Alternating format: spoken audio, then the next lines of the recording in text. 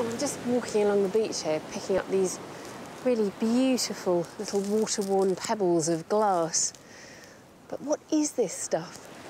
I think most of us know it's got something to do with silica and that it could possibly be made by heating up sand. But is that all there is to it?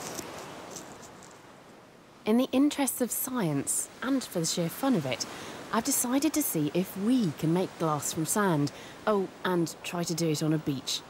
If anybody's going to succeed, it's going to be Waterford Crystal's chief scientist, Richard Lloyd. This fit? It'll be perfect. So Richard, would any old sand do? It's got to have a component of quartz in it, which is a form of silica. Silica doesn't need any other ingredient to make glass other than heat energy. But you think this looks all right? This looks fine.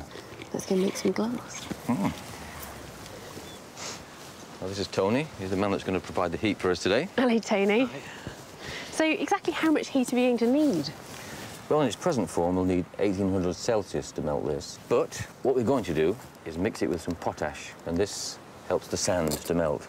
So how much does the potash bring down the melting point of the quartz? By about 600 Celsius. So we can then achieve melting temperatures with Tony's burner.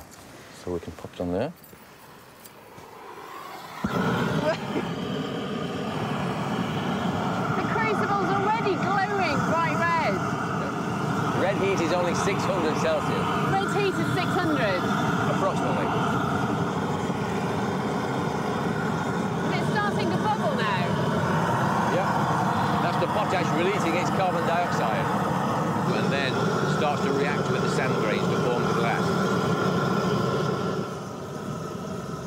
So, Richard, how does this on the beach relate to actually what goes on in the factory? Essentially, the technology underlying all the things we've done on the beach is exactly the same as the factory. And often this glass is talked about as being lead crystal. Do you actually add lead to it? We do, yeah, in the form of lead oxide. This makes it sparkle.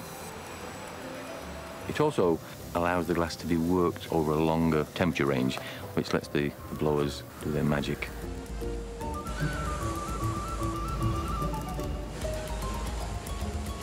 It takes years to achieve this level of skill.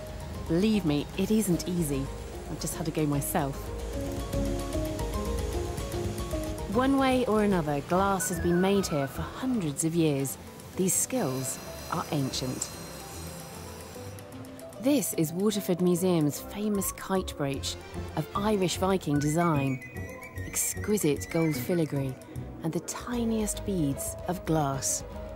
It functioned as a cloak fastener and was very much like the Irish ring pins that became an essential part of Viking haute couture. When this brooch was made 1,000 years ago, the glass beads were treated like diamonds. Glass was a precious, hard-won material. Glass is a very special substance. It's not like other solids. It's got no definite melting point. It just gets softer and softer as it gets hotter and hotter. But it has no crystals, that's why you can see through it.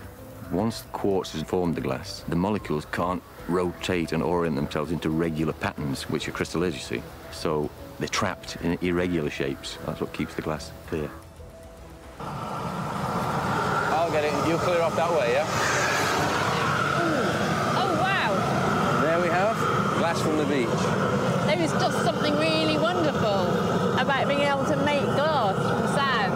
Yeah. It looks really green. That's because the sand we've used has got a lot of iron in it, which makes it brown. When it forms a glass, the iron changes chemically and forms a green compound. Most sands on the beaches around the world will have iron in it. So our beaches are rusty. Our beaches are rusty.